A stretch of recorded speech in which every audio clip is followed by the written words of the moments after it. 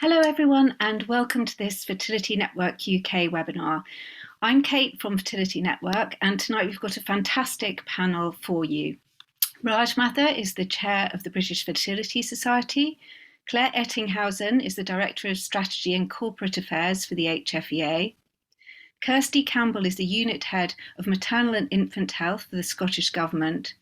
And Professor Abha Maheswari is the Clinical Director of Aberdeen Fertility Centre. This evening, they're going to be giving us an update on COVID. We've got an hour with them and we've had a lot of questions in advance, some general and some specifically related to Scotland. As this webinar is for everyone right across the UK, we're going to take the general questions first and then we'll move on to those which relate specifically to Scotland. If you do have any extra questions, please just put them in the Q&A box and we'll get through as many of those as we can before the end of the webinar. This webinar is being recorded and it'll be available on our YouTube channel within the next couple of days. We'll post the link on our website and our social media channels. The first question this evening is actually for you, Clare, and we've had a few questions from patients who are concerned about the impact of Omicron on clinics and whether there's any risk at all that clinics might have to close as they did early on in the pandemic. Thanks, and thank you, Kate, for inviting us to be part of this webinar. I'd encourage everyone who wants to find out the most up-to-date information to have a look at our website, hfea.gov.uk. You can see on our homepage, we update our frequently asked questions for patients almost on a daily basis. So any further information you should find there. But the present position, based on all the information we have today, is that we have no plans to make any changes to the opening of fertility clinics during this current phase of the pandemic. The only thing I would say is that given the number of absences we know that many health facilities are experiencing at the moment with their own staff being either isolating or suffering from COVID, there may be in some circumstances clinics who feel that they can't offer a safe service because they simply don't have the number of staff on site at that point. We hope that that would be a very limited and small scale disruption to service, but the UK-wide picture is that there is no change at the present and we don't expect anything to change in this phase of the pandemic. Thanks, Claire. So that's really just a matter of keeping in touch with your clinic. We've also had quite a lot of questions about vaccination and about any possible impact that vaccination might have on menstrual cycles. There's been quite a lot of discussion about that on social media and things. Raj, I wonder if you could tell us what is the latest evidence on this and is there more research being carried out? Thank you, Claire, and thank you really for inviting me to be part of this webinar.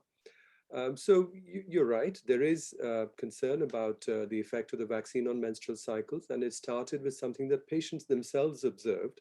Women who received the vaccine, a number of them thought that their menstrual cycles were a bit unusual in that particular cycle. And this has been confirmed. There has been a study published from the United States in which they've looked at women who were using the app called Natural Cycles. And they found that a number of them did have a delayed period. So it seems that if you have a vaccine in that particular cycle, your period is delayed by about a day. That does seem to be an effect.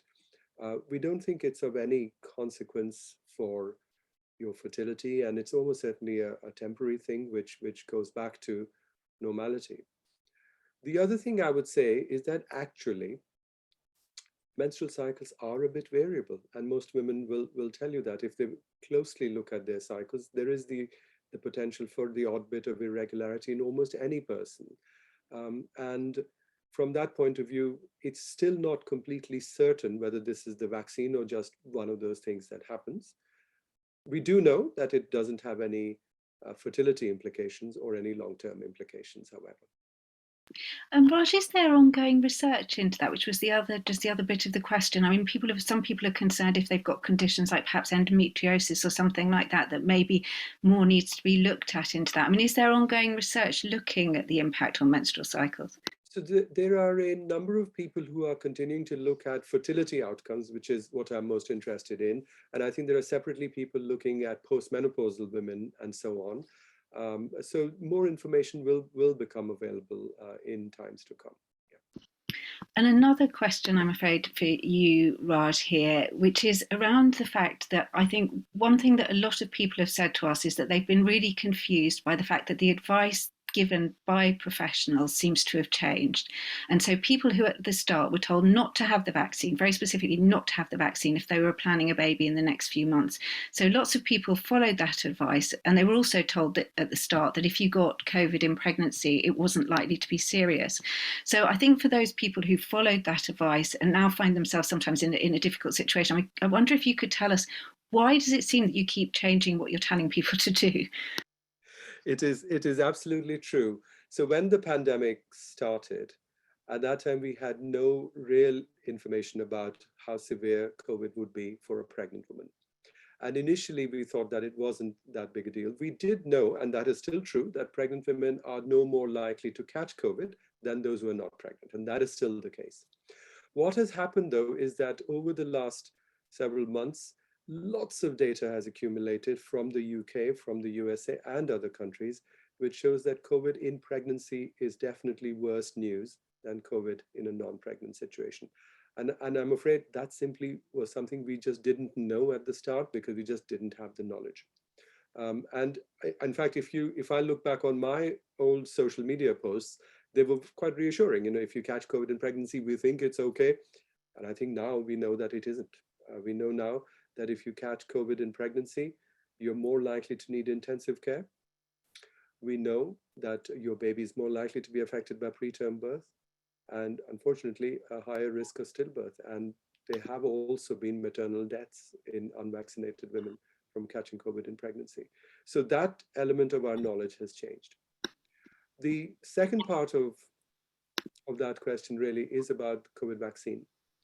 And I think when the COVID vaccine was introduced, and because the trials had excluded pregnant women by design, the advice was for pregnant women not to be included in the vaccine rollout.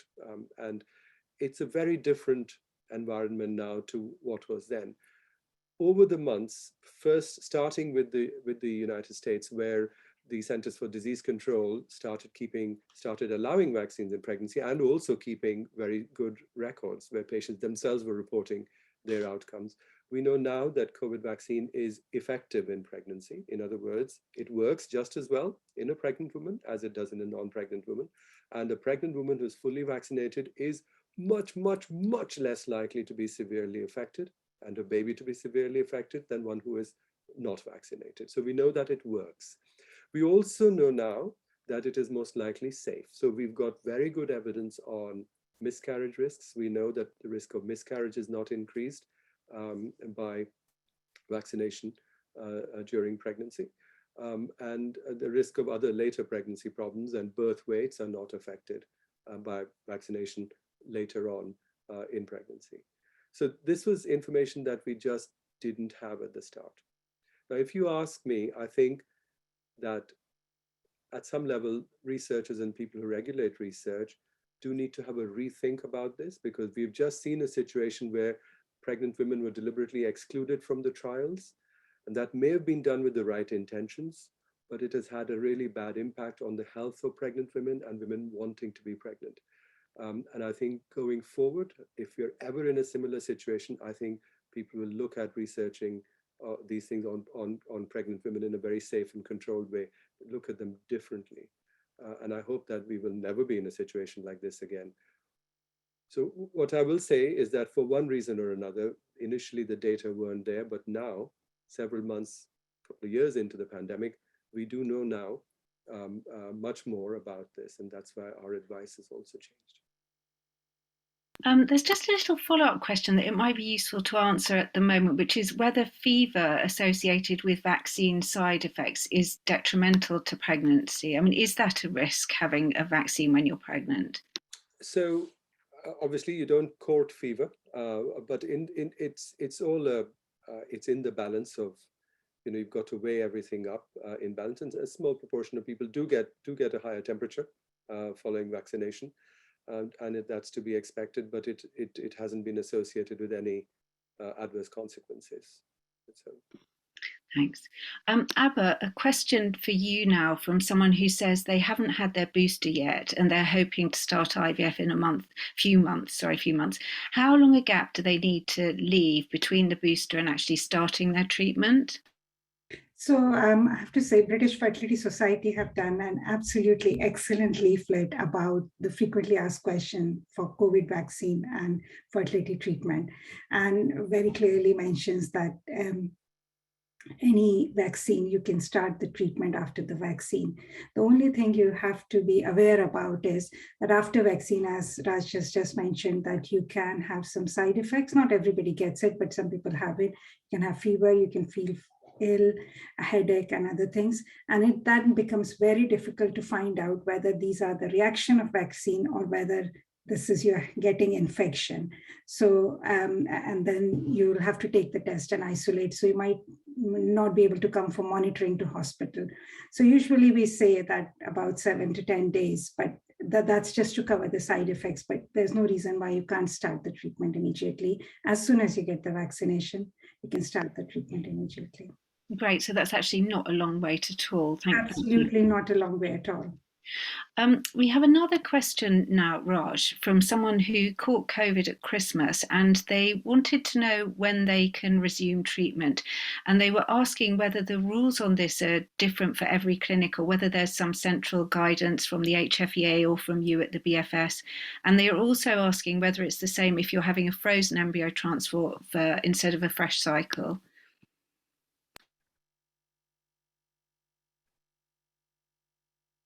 Raj, on mute. Unmute myself first. There's no hard and fast guidance, and I'm sorry to hear that you had COVID, and I hope you're better. There are two things to consider. One is obviously you shouldn't be infectious to other people, and if you didn't have very severe symptoms and if you're not immunocompromised, then by the time you come to the end of your self-isolation period, your chances of being infectious to other people are very low. So that's not really going to be an issue. The other thing really comes from studies which showed that when people had elective surgery within 6 weeks of their COVID infection, they had a much higher rate of complications and their outcomes were poor. So that led the guidance to say that don't do elective surgery for at least 7 weeks after a COVID infection. Now, I think this is still something to individualize and discuss with your clinic.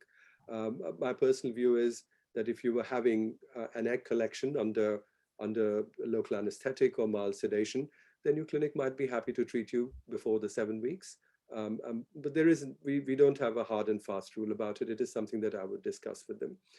If they did make you wait 7 weeks, then what I've just explained to you is the reason that they will be doing that. From the point of view of whether it be different for an elective planned freeze-all of embryos or fresh transfer, I don't think the egg collection point would be any different. The difference might be if you're in a scenario where you're having treatment and you test positive, then one option, depending on a risk assessment by your consultants, could be to have an egg collection, then freeze the embryos. So that is an option that should be considered, but only if you're actually in treatment and then develop a positive test.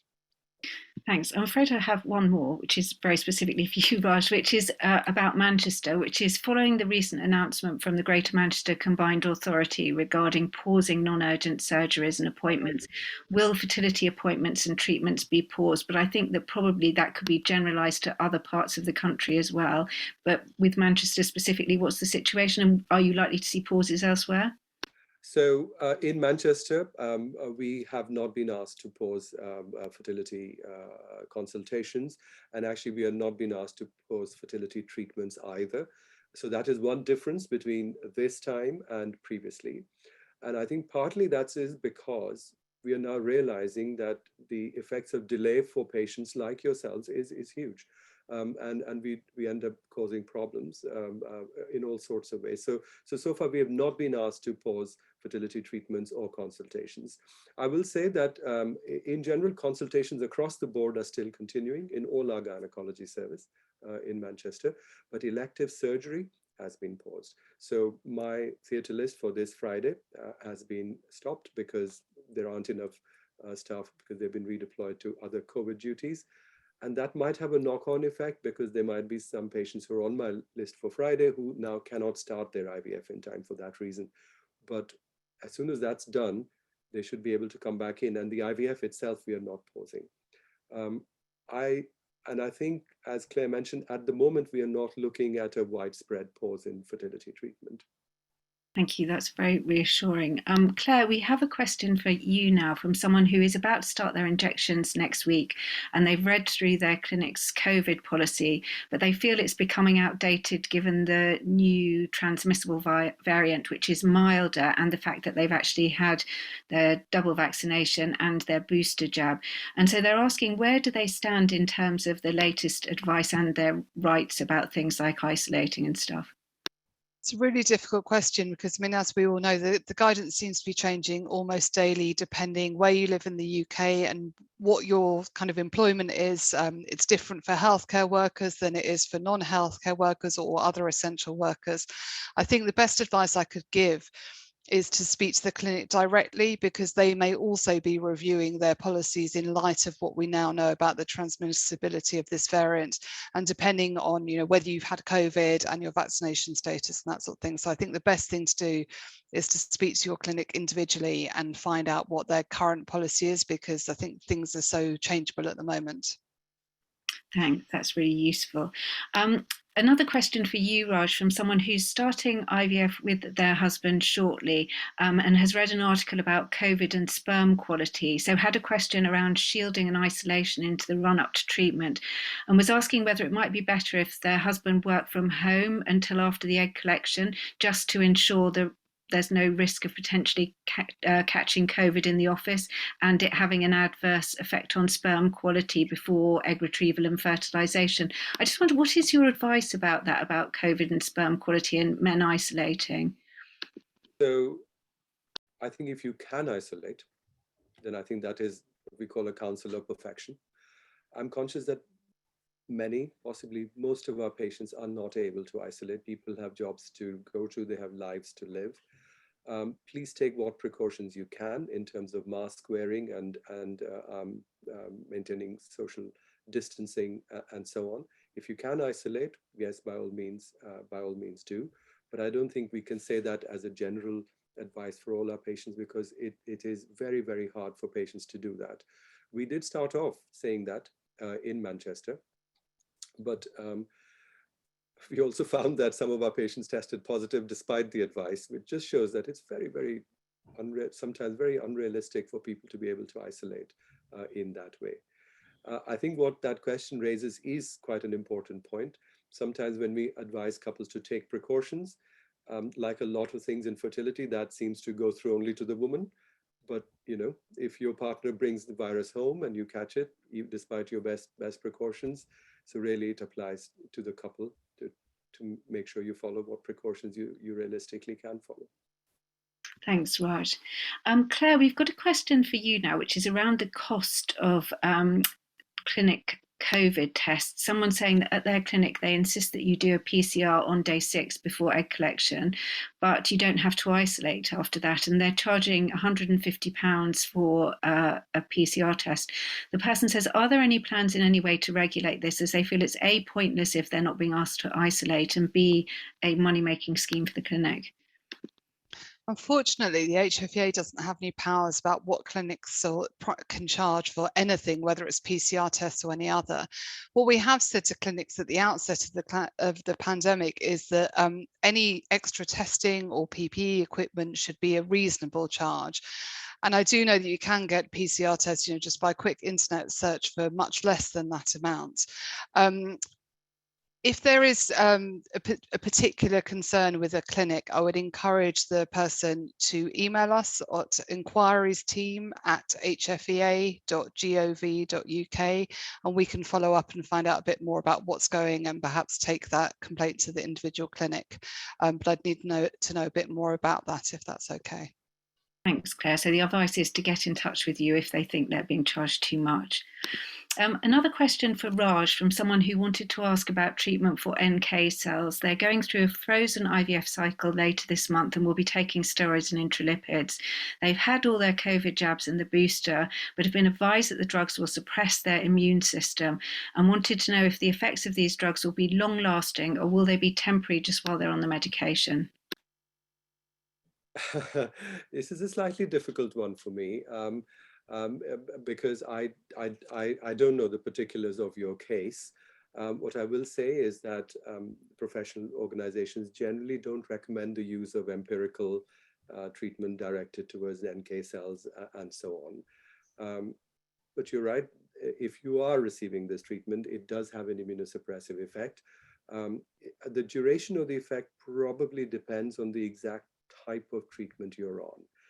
So I would ask that question from the consultant who prescribed the medication. I'm sorry. Yeah. Thanks. Okay, so the best advice for that is to go back to your consultant and talk to them. We're going to move on to some questions specifically related to Scotland now, and then after we've done that, we're going to go back to your some more of your general questions that we've got coming through. We've got lots of questions, so thank you very much for that. Question for you, Kirstie, about the decision not to or to pause treatment for people who have not been vaccinated in Scotland. We've had a lot of patients get in touch who've been really concerned about this, because many feel it came completely out of the blue and they're worried about how long their treatment might be delayed for. I mean, we've been told it's temporary, but do you know how long this might last? So firstly, thank you very much for inviting me to be part of the panel tonight. And I do appreciate for people that it would be very hard hearing the news about the deferral in treatment, and particularly for those who heard that news when it came out in December. And the decision, as you know, was made in December in light of the circumstances at that time, which were the known increase in the poor outcomes from COVID-19 in unvaccinated pregnant women, the evidence of the increased incidence of pregnancy complications, and the unknown uncertainties about the high transmission rates of Omicron, which at that point in December was very unknown. At that point, Delta was still the most prevalent cases of COVID, but Omicron was an unknown quantity. And also there was a very high incidence and rising incidence of virus in Scotland. So the decision was made at that time in light of those concerns and concerns raised with us by the clinicians in the fertility centres in Scotland to temporarily defer treatment for women who were unvaccinated. Now, all of those variants are likely to change. We are likely to see changing virus incidence in the near future, as we have done with previous waves of COVID. We are also likely to get more evidence about the impact of Omicron. We realise that's likely to be on a longer timescale because the numbers of pregnant women who are unvaccinated is a decreasing pool. Thankfully, a lot of women who have more recently become pregnant were already vaccinated, and a lot of pregnant women have now taken up the vaccine. So there is a much smaller pool of pregnant women who have not been vaccinated. But the evidence is likely to emerge over the course of the next few weeks in relation to the changing incidence of virus, and we think probably slightly longer timescale in relation to the impact of Omicron on pregnant women. We will be able to take all of those variants into account. We are continually reviewing the decision, and where we are at the moment in Scotland is we still have an increasing rate of virus in Scotland, but when these variables do start to change, we hope to be able to change the decision. So as said at the outset, this was a temporary decision that was made in light of the circumstances in December. Those circumstances haven't currently changed, but we are hoping that we are going to see a change in that in the near future. Another thing, Kirstie, that some people have said to us is that they wish they'd been given some warning about it, that it seemed a very sudden decision, because if someone unvaccinated now decides to try to get vaccinated to access treatment, it's going to take them some months because of the gaps they need in between vaccinations. What would you advise someone in that situation to do? So the Scottish Government position some time now has been that all women who are considering getting pregnant are strongly advised to get the vaccine, and get the vaccine as soon as they possibly can. And as people will know, the vaccine is freely available to everybody. And what we are advising is for those women who've maybe had their first and second vaccine and are eligible for their booster, go and get your booster straight away. And if somebody wants to go and get their booster, they can go and stand in a queue, and that can be administered relatively quickly. For those women who are eligible for their second vaccine, the same. They can go and get that vaccine as soon as they possibly can. The clinics are on hand to give women advice who want more advice in relation to the to vaccination, and the clinics can also in some circumstances help expedite vaccination for women who maybe aren't ready to get their second vaccine just yet. So there's a number of things that women can do in discussion with their clinics to help move things forward. But what I would suggest is give your clinic a call in the first place and see what they can do to help you. To those women who choose not to get vaccinated, and it remains a choice for everybody whether we want to get vaccinated or not. For those women who choose not to get vaccinated, they will not be disadvantaged as a result of this, in that their treatment time will be added on to their treatment pathway. So we want to give people that reassurance. Okay, thank you. Abha, a question for you. We've got a question from someone who says she understands the decision has been made due to statistics surrounding a small number of pregnant women who've needed hospitalisation due to COVID over a 10-month period last year, and asked, do you know how many or whether any of those women actually got pregnant from IVF? It's a very good question, Kate. We know that the pregnant women, obviously, those who got ill were more unvaccinated. And as Raj mentioned, initially we thought there won't be any difference when COVID is being caught by pregnant women or non-pregnant women, but lately we realized there was a difference. The data, because the number is so small, there's separate analysis I don't think has been done for IVF women separately, but as more data is coming through, then we would probably know in later times. Normally these data takes years and years to get this kind of evidence, but with COVID, everything is being, obviously, we've been there 2 years, and evidence is emerging as we go along. So I'm afraid, in answer to the exact question, I don't know exactly how many women were IVF born, but if you think theoretically, there shouldn't be any difference from IVF conception and the natural conception. If you caught COVID in pregnancy, then the outcomes should be similar. There shouldn't be any difference due to COVID just because it's an IVF pregnancy. But again, that may change as the more evidence come through, and as more evidence come through, the sub-analysis will be done of those data. Okay, so basically you're constantly re-looking at that data and reassessing. Kirstie, another question for you. We've had a lot of people getting in touch saying that basically they feel that they're being penalised for having fertility problems. If they'd got pregnant without needing help, no one would be insisting that they were vaccinated. I mean, how would you respond to that? It does seem that actually, this is just for women who've had IVF. And I can understand people having concerns about that and feeling that it's unfair and that they're being unfairly penalised. What I would say is that we do already limit treat in Scotland for IVF based on particular sets of criteria, and those are largely in the interest of the welfare of the child and the mother and the effectiveness of treatment. So, for example, we already require that women who are having IVF treatment have BMI of between 18.5 and less than 30, and that they don't smoke or take illegal drugs or alcohol, and so on. And those are very much with the safety of the mother and safety of the baby in mind. And this is the same. The decision is taken on the grounds of patient safety. So I accept that people will think that's unfair in the context of it's not the same as being applied to non-IVF patients. But in this case, it is about a treatment that is being given to people, and clinicians have to make that choice. Okay, thanks. Abha, another question for you. When you were making the decision about this, was the impact of delays and infertility on mental health considered as part of the balance when you were making this decision? Yeah, it's a really good question, Kate. Infertility itself, or trying to conceive and not being able to, and having fertility treatment itself, is a very, very stressful situation. And the treatment, obviously, it's a long treatment and does put quite a lot of stress in you. And it's not just one person, both partners do have stress. Multiple appointments cause stress, and any delay on top of it or anything else that adds to it, as we have seen during pandemic, further adds to the stress. There is plenty of studies around that. What I would like to say is fertility clinics, not alone in Scotland, I know, thanks for including Scotland in the panel, but not alone in Scotland, but across the world, are not there to stop the fertility treatment. They're there to provide the fertility treatment, but they have to do it in a very safe manner.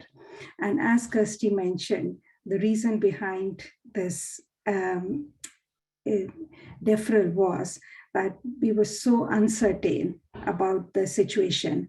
The Omicron was coming in and it is so infective. And we know that you're likely to get infected. We know that if you get infected and if you are unvaccinated and you're pregnant, all that adds to your risks. And it's not the risk to you alone, it's a risk to your baby as well.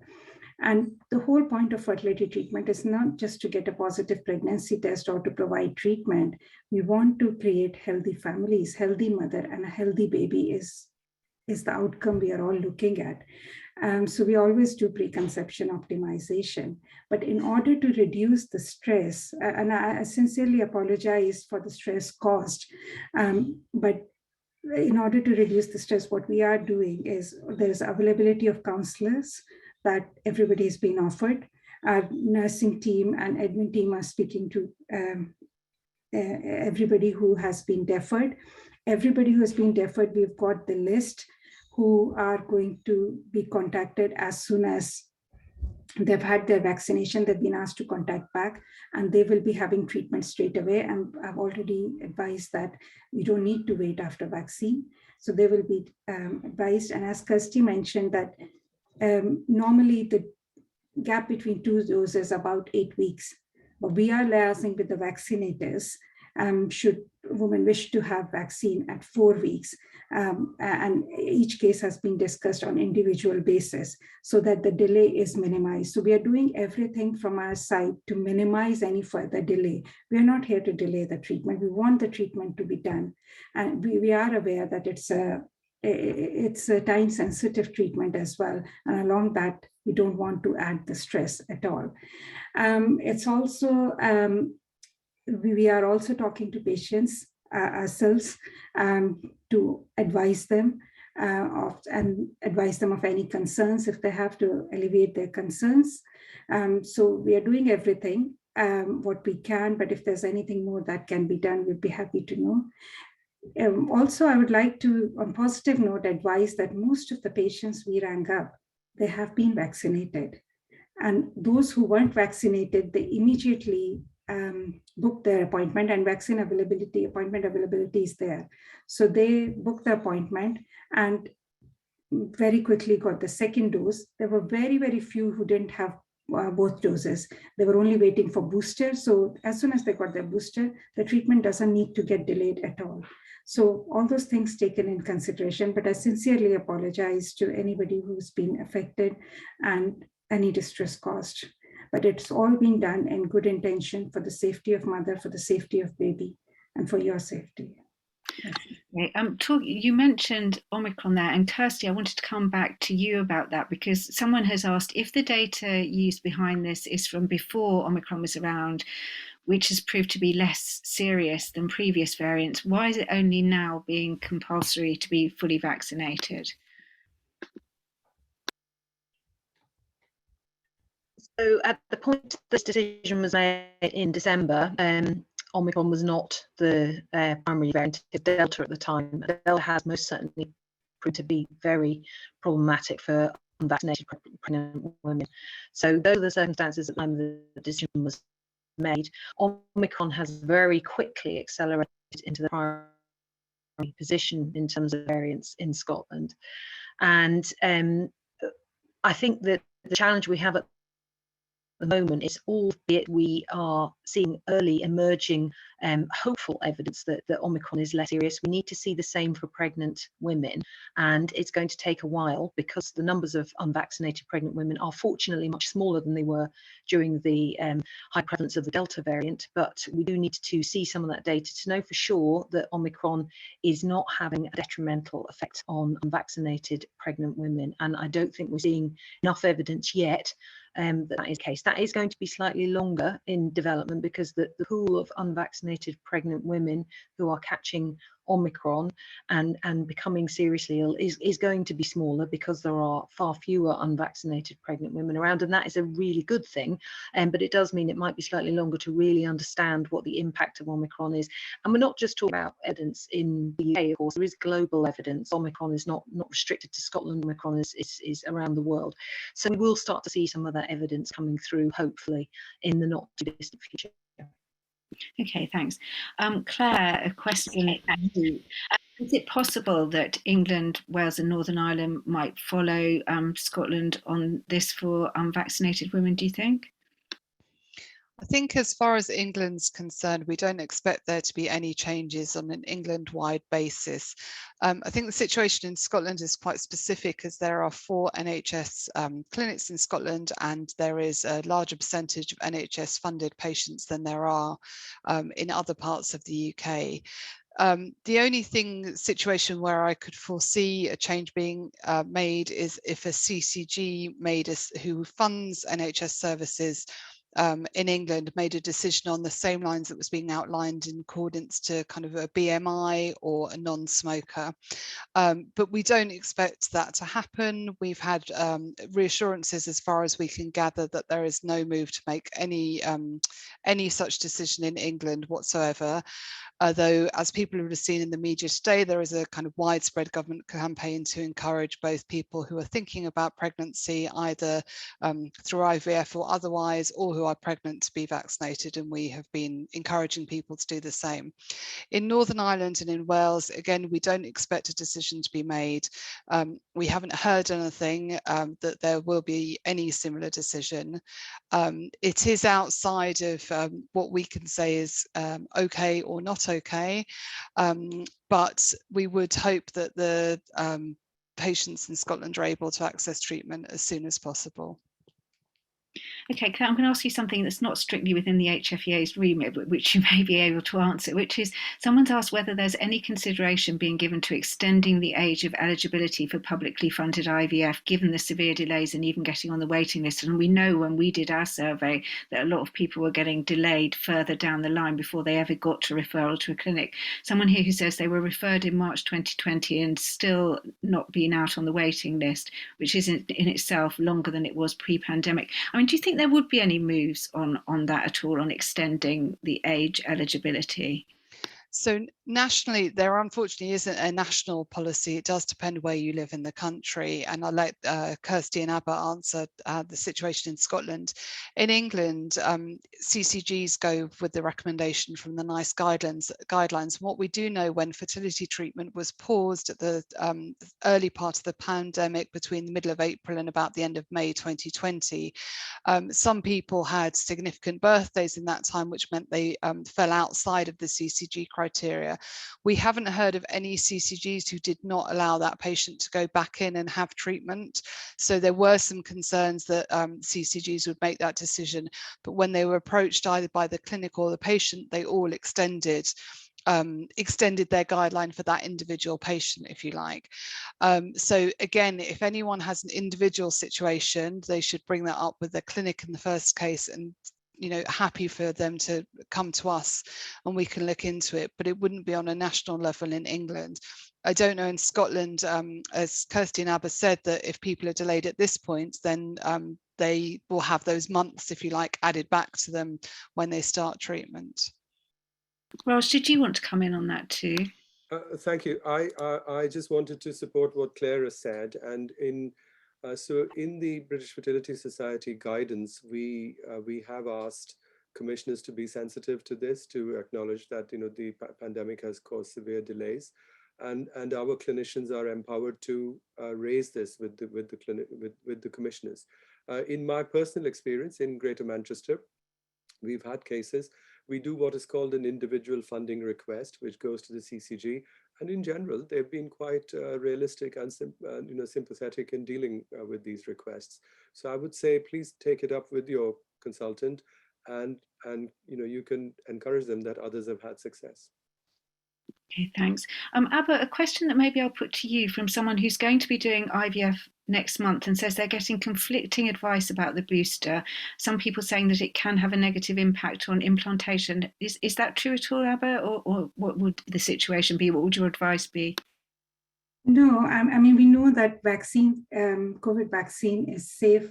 You can take it. And that's why there has been recommendation both from British Fertility Society, Royal College of Obstetrician Gynecologists, and even JCVI. If it was unsafe, they won't be recommending it.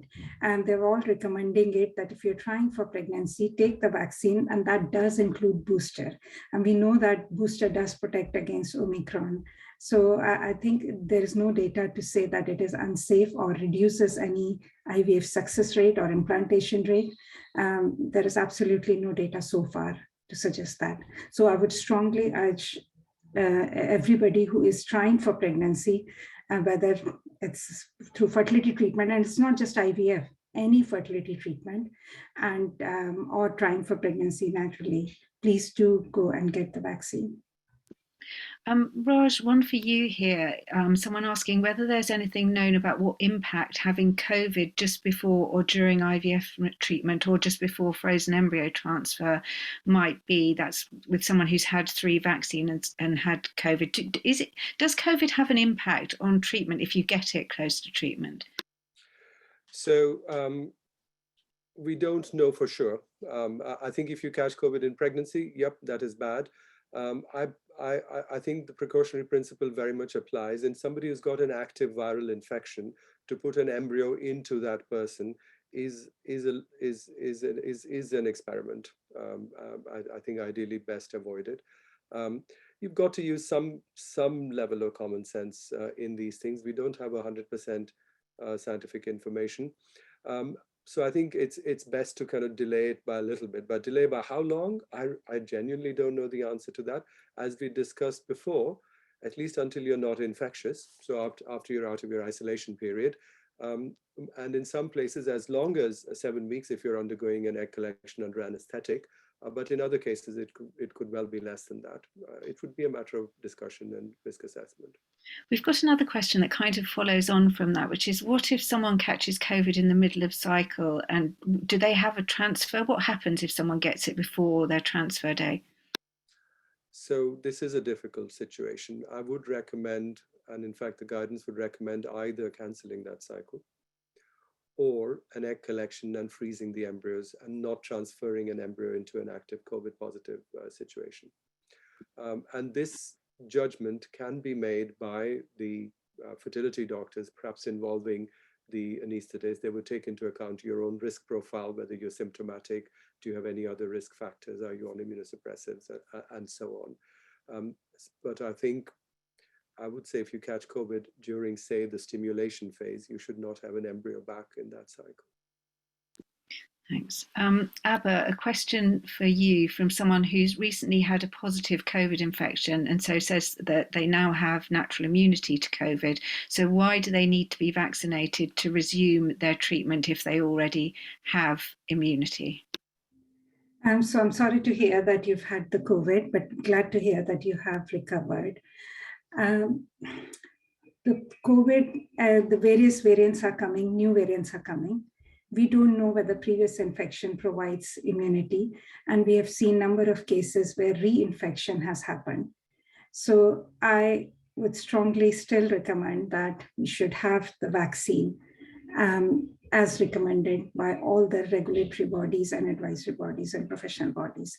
So vaccine is safe and it prevents any risks in pregnancy.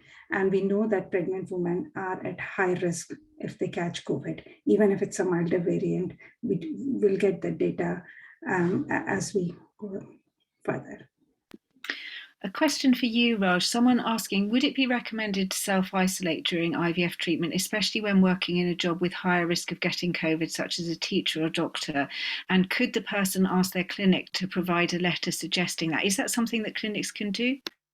I think it's certainly worth speaking to your clinic about. We started off with this, didn't we? But the problem is that for majority of our patients, for many of our patients, it is very impractical, really not realistic for them to self-isolate throughout treatment. So I would say, please use all precautions that you can. And if you're able to self-isolate, then by all means do. A question for you, Abha, from someone who says that they believe the booster wanes at 10 weeks. So why do you need vaccines before IVF? Because by the time you got later into pregnancy, wouldn't the booster have stopped giving you protection anyway? Look, we are following the advice from JCVI in the vaccination. And currently the advice is that you get your 2 vaccines and you get your booster, and that provides you with immunity. If further advice comes that booster may need to be repeated, then we'll follow that. But currently the advice is that you go up till booster. And so that is that is being followed. As we've seen with COVID, as more data is coming, then the guidelines obviously get modified. And if they get modified, they'll be on our websites and they'll be publicized, so we will know. But currently, it is up to booster. Raj, there's a question here that I'm not sure if you might be answering anyway, but it's linked to a question earlier about catching COVID and due to have a frozen embryo transfer. When you mentioned elective surgery having a higher rate of complications, did this refer more to the egg collection process than the adverse outcome of having the transfer, i.e. would it affect pregnancy? So I was referring to procedures, so an egg collection under anesthetic, for instance, or any other surgery under anesthetic. But the question of embryo transfer, I think while you're infectious, certainly putting an embryo back is a bad idea. Okay, we've got a couple of other questions for you, which are around COVID and sperm quality and vaccine. And what people want to know is, does the vaccine affect sperm quality? Does COVID affect sperm quality? And which one is worse for sperm quality? COVID is definitely worse for sperm quality. So the COVID virus has affinity for some cells in the testes, and the vast majority of men who catch COVID are fine. But there are enough mechanisms that research shows through which COVID could affect the testes, and it does in a very small proportion of men does affect that. I don't want to sound alarmist here. The vaccine doesn't harm sperm. There is the study that I'm most familiar with is from Florida, where they caught these guys who were about to have their first COVID jabs, and got them to do a sperm test first and then repeated it after they'd completed their course of vaccination. They found absolutely no difference in the sperm parameters, as count, motility, morphology, all of those things. The sperm works just as well. There are studies now from IVF patients. There's a couple of studies from IVF patients where the ability of the sperm to fertilize eggs, etc., has not altered at all. And I think, again, when all this started, we didn't have the data, but now we do have studies where couples have been followed. They've had an IVF cycle, they've had COVID vaccine, they've had a second IVF cycle because the first one didn't work, and the second IVF cycle is done as well or better than the first cycle. So we're much more reassured now that it's not going to harm your either natural fertility or chance of conceiving through IVF. Thanks, Raj. A question for Abha about the paper. Someone says here, the paper that refers to the risks of COVID in pregnant women also highlights that the pregnant women most at risk were obese. As Scotland has a BMI limit of 30 for treatment, why are Scottish IVF NHS patients being singled out? I suppose what they're saying is, why are you not doing the same to obese? Sorry, I missed it, Kate. You got muted the last. Sorry, so they're saying, why is it the women who are having IVF rather than the obese women who are being singled out here? So just to kind of go back a wee bit, as Kirstie mentioned, how this deferral was, the decision was made. As I said previously as well, that was for the safety of mother and safety of baby. And we do all the time preconception optimization when we are doing any fertility treatment. So for fertility treatment, and also it is important to remind folks that IVF, not to alarm, but if you compare the IVF pregnancies, even we forget about the COVID, IVF pregnancies compared to pregnancies who conceived on their own, even if they're singleton, there is higher risk of preterm delivery and higher risk of complication within the pregnancy. So if we are adding another added factor, which is COVID, without vaccination, which is a high risk of getting COVID. So you're putting yourself on further high risk of pregnancy complications. In terms of BMI, we've got an upper BMI criteria of BMI 30.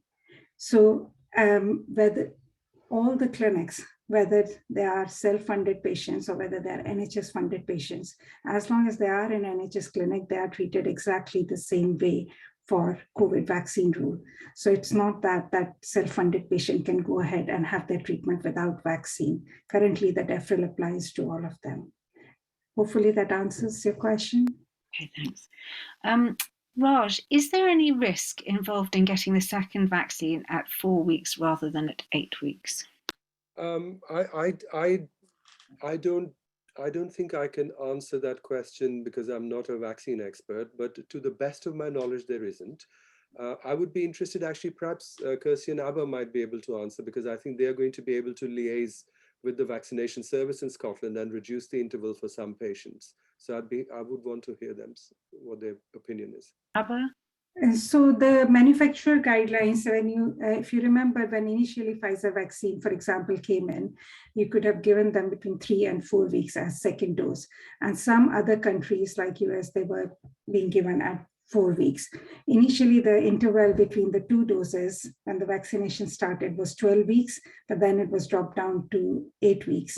So we have not been advised that there is any negative impact, and we are liaising with vaccinators. And again, it has been discussed on case-by-case basis as to if there is any risk, but we are not aware of any risk. Otherwise, manufacturers' guidance won't advise that.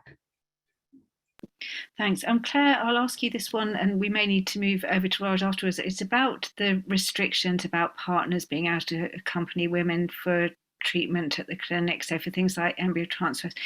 Do you think that these guidance is going to change, or will partners still be prevented from attending, as is currently the case? I know that we get a lot of upset about this from patients, that it really does cause them, a lot of upset when they're going through their treatment, having to go through it without a partner. Do you know of anything that's changing? I mean, is it just on a clinic by clinic basis? How does it work?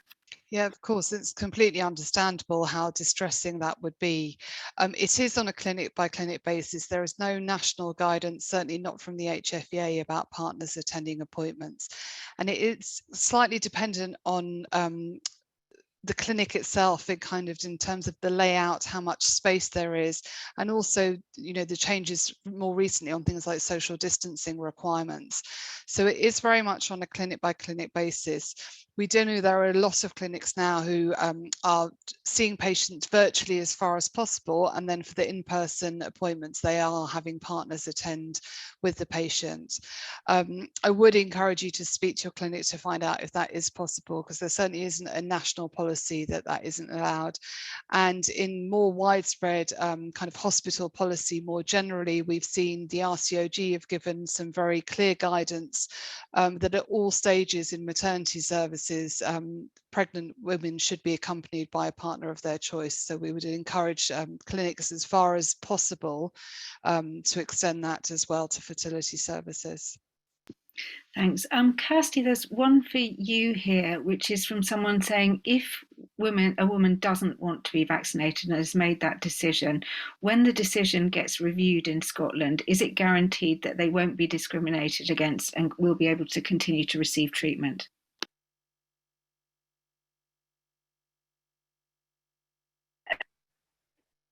So certainly we will be reviewing the decision. This was a temporary measure that was put in place, and we're very much expecting to. As I said, we are reviewing the evidence as it emerges, and it continues to emerge, and that includes, for example, the evidence around virus incidents. There will always be some people who will choose not to get vaccinated. That's personal choice, and nobody is saying anything different to that.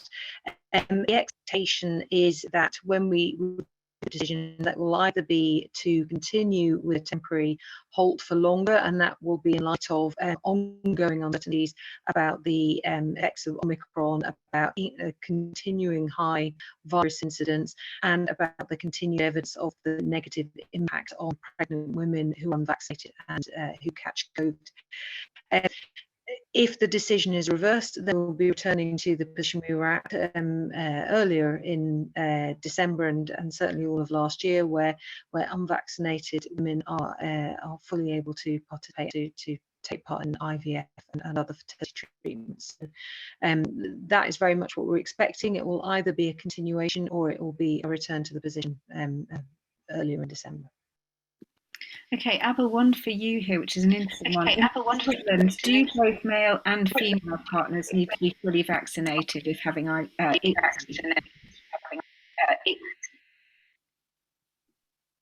Sorry, there was a bit of echoing, Kate. If I understood. I'll ask you the question again. In Scotland, do both male and female partners need to be fully vaccinated if they're having ICSI? So if they're having ICSI, do they both need to be fully vaccinated?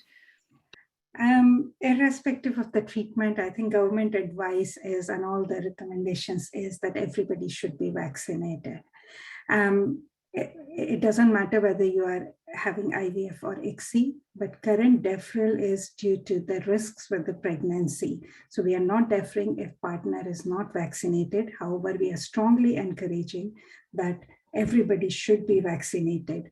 And part of the reason is that if your partner is catching the infection, you will need to isolate.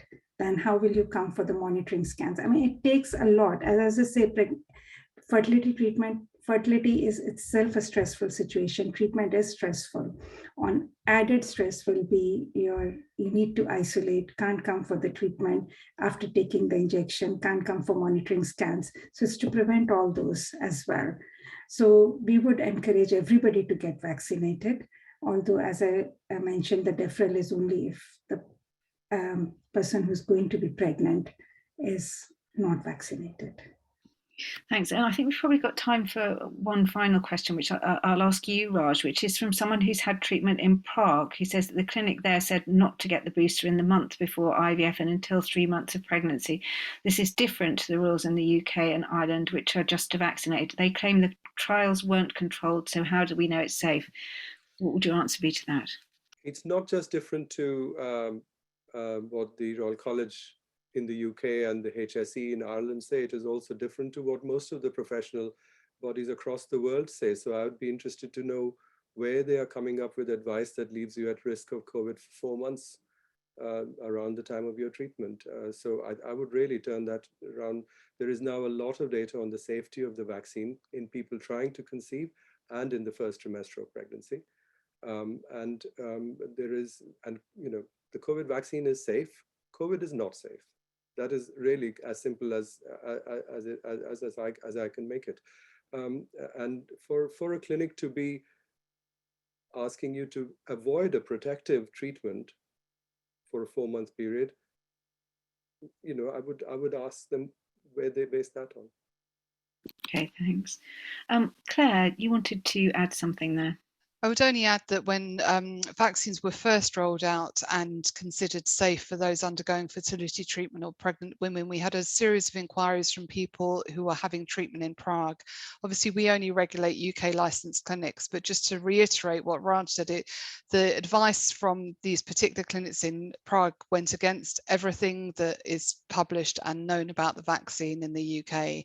And I think I would encourage everyone on the call to really look at the UK advice and guidance, because that's based on what we know about vaccine safety in the UK, and that should be the information that should be at the tip of people's fingertips and is widely available on Instagram, on Facebook, on Twitter, and just for a Google search as well.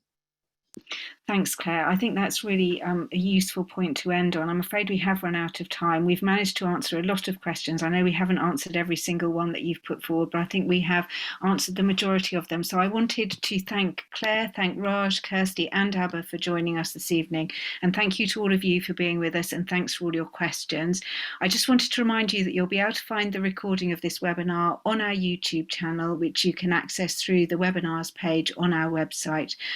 Also, we will list when we put it there the resources that Claire's referred to from the HFEA, from the BFS and from the RCOG as well, so that you'll be able to look at all that evidence.